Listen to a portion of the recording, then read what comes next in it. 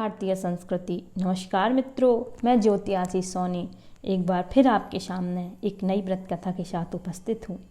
श्री नवदुर्गा नवरात्र व्रत कथा संपूर्ण कामनाओं को पूर्ण करने वाला यह व्रत बहुत ही चमत्कारिक है, जिसकी कथा श्रवण मात्र से व्यक्ति की समस्त मनोकामनाएं पूर्ण होती हैं तथा नाना प्रकार के सुखों की प्राप्ति होती है। श्री नवदुर्गा नवरात्र व्रत कथा।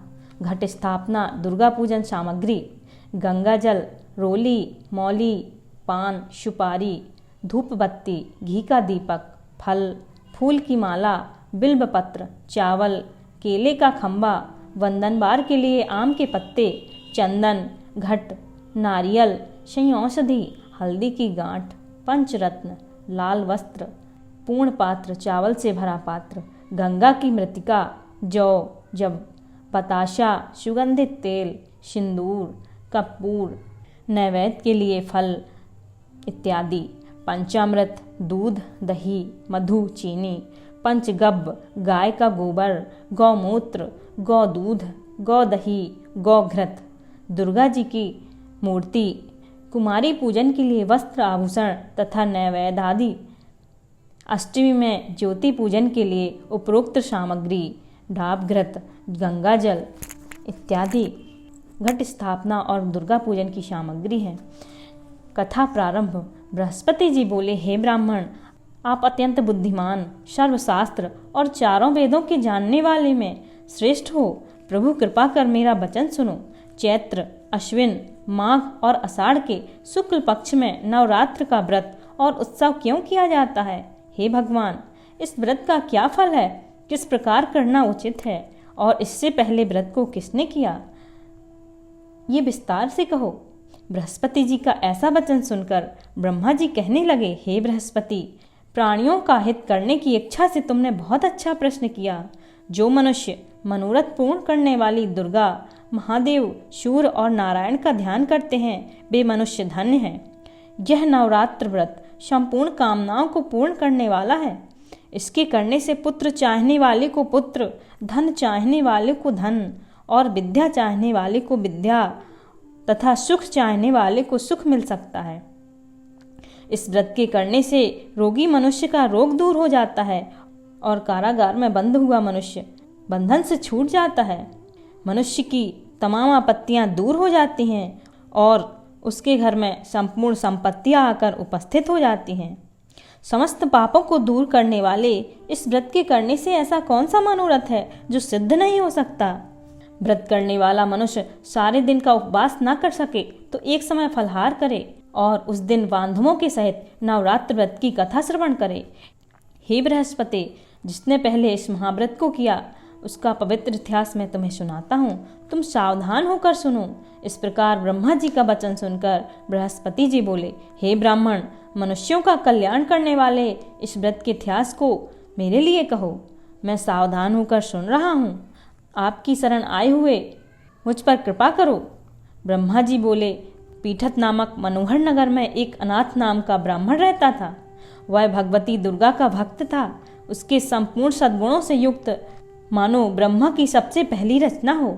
ऐसी यथार्थ नामावली सुमति नाम की एक अत्यंत सुंदरी पुत्री पैदा हुई। वह कन्या सुमति अपने पिता के घर बालकपन में अपनी सहेलियों के साथ क्रीड़ा करती हुई इस प्रकार बढ़ने लगी कि जैसे शुक्ल पक्ष की कला बढ़ती है।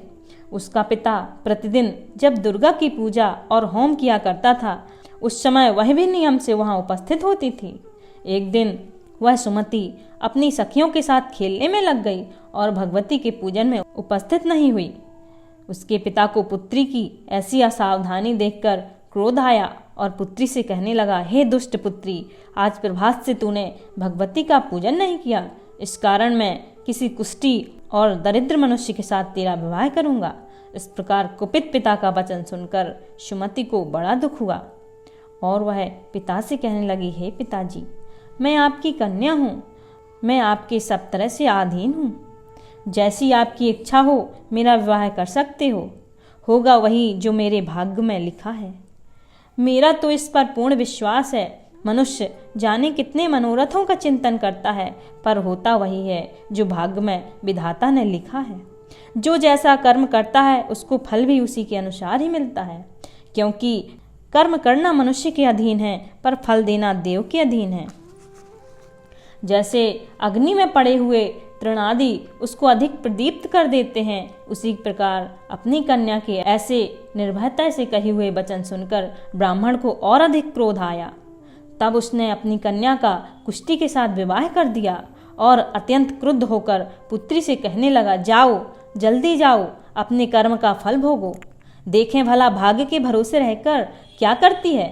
इस प्रकार से कहे हुए पिता के कटु वचनों को सुनकर सुमति मन में विचार करने लगी कि हे अहो, मेरा बड़ा दुर्भाग्य है जिससे मुझे ऐसा पति मिला। इस तरह अपने दुख का विचार करती हुई वह सुमति अपने पति के साथ वन में चली गई और भयावने कुशायुक्त उस स्थान पर उन्होंने रात बड़े कष्ट से व्यतीत की। उस गरीब बालिका की ऐसी दशा देखकर भगवती पूर्व पुण्य के प्रभाव से प्रकट होकर सुमति से कहने लगी, हे दीन ब्राह्मणी, मैं तुम पर प्रसन्न हूँ, तुम जो चाहो सो वरदान मांग सकती हो, मैं प्रसन्न होने पर मनवांछित फल देने वाली हूँ। इस प्रकार भगवती दुर्गा का वचन सुनकर ब्राह्मणी कहने लगी कि आप कौन हो जो मुझ पर प्रसन्न हो, यह सब मेरे लिए कहो और अपनी कृपा दृष्टि से मुझ दीन दासी को कृतार्थ करो। ऐसा ब्राह्मणी का वचन सुनकर देवी कहने लगी कि मैं आदि शक्ति हूँ और मैं ही ब्रह्म विद्या हूँ और सरस्वती हूँ। मैं प्रसन्न होने पर प्राणियों का दुख दूर कर उनको सुख प्रदान करती हूँ। हे ब्राह्मणी, मैं तुझ पर तेरे पूर्व जन्म के पुण्य के प्रताप से प्रसन्न हूँ। तुम्हारे पूर्व जन्म का वृतांत सुनाती हूँ, सुनो। तू पूर्व जन्म में निषाद भील की स्त्री थी और अति पतिव्रता थी। एक दिन तेरे पति निषाद ने चोरी की। चोरी करने के कारण तुम दोनों को सिपाहियों ने पकड़ लिया और ले जाकर जेल खाने में बंद कर दिया।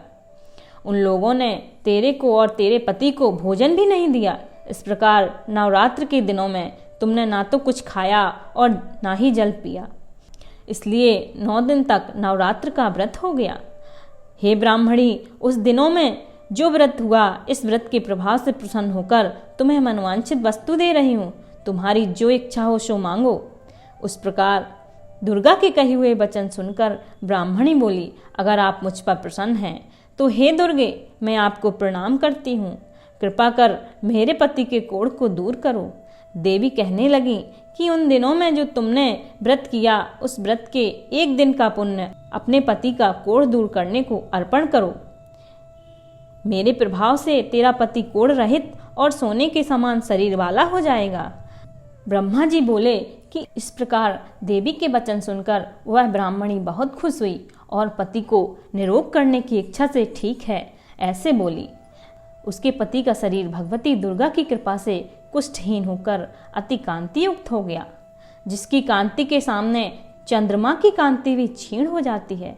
वह ब्राह्मणी पति के मनोहर देह को देख देवी को अति पराक्रम वाली समझकर स्तुति करने लगी। हे दुर्गे, आप दुर्गति को दूर करने वाली, तीनों जगत का संताप हरने वाली, समस्त दुखों को दूर करने वाली, रोगी मनुष्य को निरोग करने वाली, प्रसन्न होने पर मनोवांछित वस्तु देने वाली और दुष्ट मनुष्यों का नाश करने वाली हो।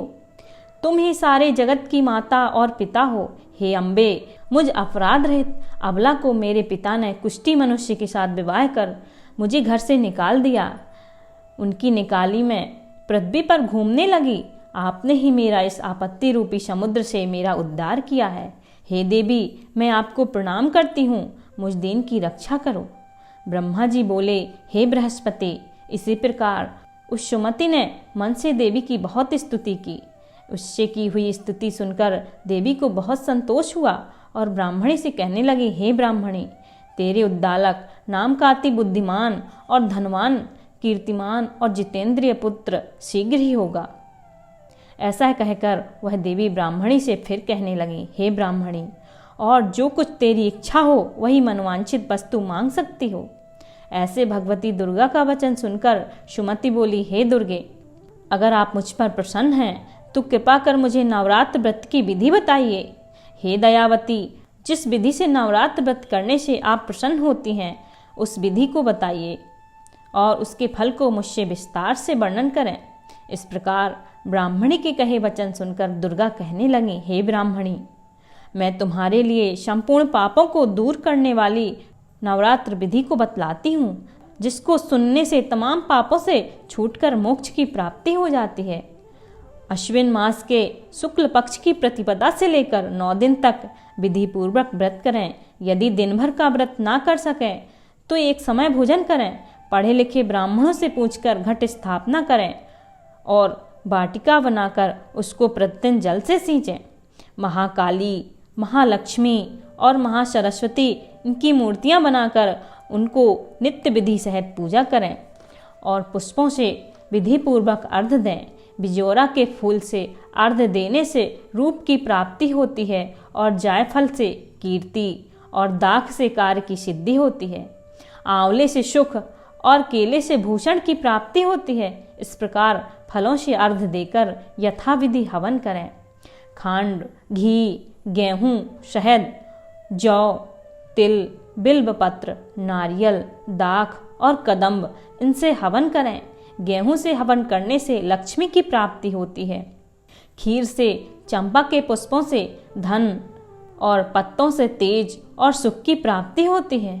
आंवले से कीर्ति और केले से पुत्र होए। कमल से राज सम्मान और दाखों से सुख और संपत्ति की प्राप्ति होती है। खांड, घी, नारियल, शहद, जौ और तिल इनसे तथा फलों से होम करने से मनोवांछित वस्तु की प्राप्ति होती है। व्रत करने वाला मनुष्य इस विधान से होम कर आचार्य को अत्यंत नम्रता के साथ प्रणाम करें और यज्ञ की सिद्धि के लिए उन्हें दक्षिणा दें। इस महाव्रत को पहले बताई हुई विधि के अनुसार जो कोई करता है उसके सब मनोरथ सिद्ध हो जाते हैं। इसमें तनिक संशय नहीं है। इन 9 दिनों में जो कुछ दान आदि दिया जाता है उसका करोड़ों गुना फल मिलता है। इन नवरात्र के व्रत करने से ही अश्वमेध यज्ञ का फल मिलता है। हे ब्राह्मणी, इस संपूर्ण कामनाओं को पूर्ण करने वाले उत्तम व्रत को तीर्थ, मंदिर अथवा घर में ही विधि के अनुसार करें। ब्रह्मा जी बोले कि हे बृहस्पति, इस प्रकार ब्राह्मणी को व्रत की विधि बताकर देवी अंतर्ध्यान हो गईं। जो पुरुष या स्त्री इस व्रत को भक्ति पूर्वक करता है वह इस लोक में सुख पाकर अंत में दुर्लभ मोक्ष को प्राप्त होता है। हे बृहस्पति, यह दुर्लभ व्रत का महात्म्य मैंने तुम्हारे लिए बतलाया है। ऐसे ब्रह्मा जी के वचन सुनकर बृहस्पति जी आनंद के कारण रोमांचित हो गए और ब्रह्मा जी से कहने लगे कि हे ब्राह्मण, आपने मुझ पर अति कृपा की जो अमृत के समान इस नवरात्र व्रत का महात्म्य सुनाया है। हे प्रभु, आपके बिना कौन इस महात्म्य को सुना सकता है। ऐसे बृहस्पति जी के वचन सुनकर ब्रह्मा जी बोले कि हे बृहस्पति, तुमने सब प्राणियों के हित करने वाले इस अलौकिक व्रत को पूछा, इसलिए तुम धन्य हो। यह भगवती शक्ति संपूर्ण लोकों का पालन करने वाली हैं। इस महादेवी के प्रभाव को कौन जान सकता है। श्री दुर्गाष्टमी व्रत की कथा विधि। यह त्योहार अश्विन शुक्ल पक्ष की अष्टमी को आता है। इस दिन दुर्गा देवी की पूजा की जाती है। भगवती दुर्गा को उबाले हुए चने, हलवा, पूड़ी, खीर और पुआ आदि का भोग लगाया जाता है। बहुत से व्यक्ति इस महाशक्ति को प्रसन्न करने के लिए हवन आदि भी करते हैं। जहाँ शक्ति को अधिक मान्यता दी जाती है वहाँ बहुत अधिक उत्सव मनाया जाता है। इस दिन कन्या लंगूरा जिमावें, देवी जी की ज्योत जलावें। कथा। हिंदुओं के प्राचीन शास्त्रों के अनुसार दुर्गा देवी 9 रूपों में प्रकट हुई। उन सब रूपों की पृथक पृथक कथा इस प्रकार है। महाकाली। एक बार पूरा संसार प्रलयग्रस्त हो गया। चारों ओर पानी ही पानी दिखाई देता था। उस समय भगवान विष्णु की नाभि से एक कमल उत्पन्न हुआ। उस कमल से ब्रह्मा जी निकले। इसके अलावा भगवान नारायण के कानों में से कुछ मैल निकला। उस मैल से कैटव और मधु नाम के 2 दैत्य बन गए। जब उन दैत्यों ने चारों ओर देखा तो ब्रह्मा जी के अलावा उन्हें कुछ भी नहीं दिखाई दिया। ब्रह्मा जी को देखकर वे दैत्य उनको मारने दौड़े। तब भयभीत हुए ब्रह्मा जी ने विष्णु भगवान की स्तुति की। स्तुति से विष्णु भगवान की आंखों में जो महामाया योग निद्रा के रूप में निवास करती थी वह लोप हो गई और विष्णु भगवान की नींद खुल गई। उनके जागते ही वे दोनों दैत्य भगवान विष्णु से लड़ने लगे। इस प्रकार 5000 वर्ष तक युद्ध चलता रहा। अंत में भगवान की रक्षा के लिए महामाया ने असुरों की बुद्धि को बदल दिया। तब वे असुर विष्णु भगवान से बोले, हम आपके युद्ध से प्रसन्न हैं, जो चाहो वर मांग लो। भगवान ने मौका पाया और कहने लगे, यदि हमें वर देना है तो यह वर दो कि दैत्यों का नाश हो। दैत्यों ने कहा, ऐसा ही होगा। ऐसा कहते हुए महाबली दैत्यों का नाश हो गया। जिसने असुरों की बुद्धि को बदला था वह महाकाली थी, महालक्ष्मी। एक समय महिषासुर नाम का एक दैत्य हुआ। उसने समस्त राजाओं को हराकर पृथ्वी और पाताल पर अपना अधिकार जमा लिया। जब वह देवताओं से युद्ध करने लगा तो देवता भी उससे युद्ध हार कर भागने लगे। भागते भागते वे भगवान विष्णु के पास पहुँचे और उस दैत्य से बचने के लिए स्तुति करने लगे। देवताओं की स्तुति करने से भगवान विष्णु और शंकर जी जब प्रसन्न हुए तब उनके शरीर से एक तेज निकला जिसने महालक्ष्मी का रूप धारण कर लिया। इन्हीं महालक्ष्मी ने महिषासुर दैत्य को युद्ध में मारकर देवताओं का कष्ट दूर किया। महासरस्वती या चामुंडा। एक समय शुंभ निशुंभ नाम के दो दैत्य बहुत बलशाली हुए थे। उनके युद्ध में मनुष्य तो क्या देवता तक हार गए। तब देवताओं ने देखा कि अब युद्ध में नहीं जीत सकते। तब वह स्वर्ग छोड़कर भगवान विष्णु की स्तुति करने लगे। भगवान विष्णु के शरीर में से एक ज्योति प्रकट हुई जो कि महासरस्वती थी। महासरस्वती अत्यंत रूपवान थी। उनका रूप देखकर वह भी दैत्य मुग्ध हो गए और अपना सुग्रीव नामक दूत उस देवी के पास अपनी इच्छा प्रकट करते हुए भेजा। उस दूत को देवी ने वापस कर दिया। उसके बाद उन दोनों ने कुछ सोच समझकर अपने सेनापति ध्रुमाक्ष को सेना सहित भेजा, जो देवी द्वारा सेना सहित मारा गया। फिर चंडमुंड लड़ने आए और वह भी मार डाले गए। इसके बाद रक्तबीज लड़ने आया, जिसके रक्त की बूंद जमीन पर पड़ने से एक वीर पैदा होता था। वह बहुत बलवान था, उसे भी देवी ने मार गिराया। अंत में चामुंडा से शुंभ निशुंभ स्वयं दोनों लड़ने आए और देवी के हाथों मारे गए। सभी देवता दैत्यों की मृत्यु के बाद बहुत खुश हुए और अपना अपना कार्य करने लगे। चतुर्थ योग माया। जब कंस ने वासुदेव देवकी के 6 पुत्रों का वध कर दिया था और 7वें गर्भ में शेषनाग बलराम जी आए, जो रोहिणी के गर्भ में प्रविष्ट होकर प्रकट हुए, तब 8वां जन्म श्री कृष्ण जी का हुआ। साथ ही साथ गोकुल में यशोदा जी के गर्भ में योग माया का जन्म हुआ, जो वसुदेव जी के द्वारा कृष्ण के बदले मथुरा में लाई गई थी। जब कंस ने कन्या स्वरूपा उस योग माया को मारने के लिए पटकना चाहा कि वह हाथ से छूट गई और आकाश में जाकर देवी का रूप धारण कर लिया। आगे चलकर इसी योग माया ने कृष्ण के साथ योग विद्या और महाविद्या बनकर कंस, चाणूर आदि शक्तिशाली असुरों का संहार करवाया। पंचम रक्त दंतिका। एक बार वैप्रचित्ति नाम के असुर ने बहुत से कुकर्म करके पृथ्वी को व्याकुल कर दिया।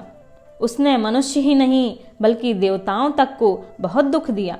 देवताओं और पृथ्वी की प्रार्थना पर उस समय दुर्गा देवी ने रक्त दंतिका नाम से अवतार लिया और वैप्रचित्ति आदि असुरों का मान मर्दन कर डाला। यह देवी असुरों को मारकर उनका रक्तपान किया करती थी। इस कारण इनका नाम रक्त दंतिका विख्यात हुआ। शाकुंभरी देवी। एक समय पृथ्वी पर लगातार 100 वर्षों तक वर्षा नहीं हुई। इस कारण चारों ओर हाहाकार मच गया। सभी जीव भूख और प्यास से व्याकुल हो मरने लगे। उस समय मुनियों ने मिलकर देवी भगवती की उपासना की।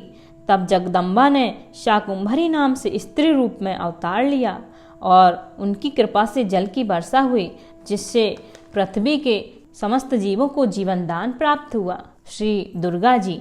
एक समय भारतवर्ष में दुर्गम नाम का एक राक्षस हुआ। उसके डर से पृथ्वी ही नहीं स्वर्ग और पाताल में निवास करने वाले लोग भी भयभीत रहते थे। ऐसी विपत्ति के समय भगवान की शक्ति ने दुर्गा या दुर्गा सैनी के नाम से अवतार लिया और दुर्गम राक्षस को मारकर ब्राह्मणों और हरि भक्तों की रक्षा की। दुर्गम राक्षस को मारने के कारण ही तीनों लोकों में इनका नाम दुर्गा देवी प्रसिद्ध हो गया। भ्रामरी देवी। एक बार महाअत्याचारी अरुण नाम का एक असुर पैदा हुआ। उसने स्वर्ग में जाकर उपद्रव करना शुरू कर दिया। देवताओं की पत्नियों का सतीत्व नष्ट करने की कुचेष्टा करने लगा। अपने सतीत्व की रक्षा के लिए देव पत्नियों ने भैरव का रूप धारण कर लिया और दुर्गा देवी की प्रार्थना करने लगी। देव पत्नियों को दुखी जानकर माता दुर्गा ने भ्रामरी का रूप धारण करके उन असुरों को उनकी सेना सहित मार डाला और देव पत्नियों के सतीत्व की रक्षा की। नवमी चंडिका। एक बार पृथ्वी पर चंडमुंड नाम के 2 राक्षस पैदा हुए। वे दोनों इतने बलवान थे कि संसार में अपना राज्य फैला लिया और स्वर्ग के देवताओं को हराकर वहां भी अपना अधिकार जमा लिया। इस प्रकार देवता बहुत दुखी हुए, देवी की स्तुति करने लगे। तब देवी चंडिका के रूप में अवतरित हुईं और चंडमुंड नामक राक्षसों को मारकर संसार का दुख दूर किया। देवताओं का गया स्वर्ग पुनः उन्हें दिया। इस प्रकार चारों ओर सुख का राज्य छा गया। इस प्रकार यहाँ 9 देवियों के प्राकट्य की कथा आपके सामने कही। इस प्रकार कथा यहाँ संपन्न होती है। समस्त मनोकामनाओं को पूर्ण करने वाली श्री दुर्गा देवी व्रत कथा के श्रवण मात्र से व्यक्ति के समस्त मनोकामनाओं की पूर्ति होती है। यहाँ कथा संपन्न होती है। कथा करने के पश्चात आरती, दुर्गा चालीसा तथा अपनी श्रद्धानुसार प्रसाद देवी जी को अर्पण करें और आरती करें और नतमस्तक होकर देवी जी को प्रणाम करें। माँ दुर्गा की कृपा से आपकी समस्त मनोकामनाएं पूर्ण होंगी और समस्त मनोवांछित फलों की प्राप्ति होगी। अगर आपको वीडियो अच्छा लगा हो तो शेयर करना बिल्कुल ना भूलें। वीडियो को लाइक करें, चैनल को सब्सक्राइब करें और कमेंट बॉक्स पर कमेंट जरूर करें। जय भारतीय संस्कृति। श्री दुर्गा देवी नमो नमः। श्री दुर्गा देवी नमो नमः। श्री दुर्गा देवी नमो नमः।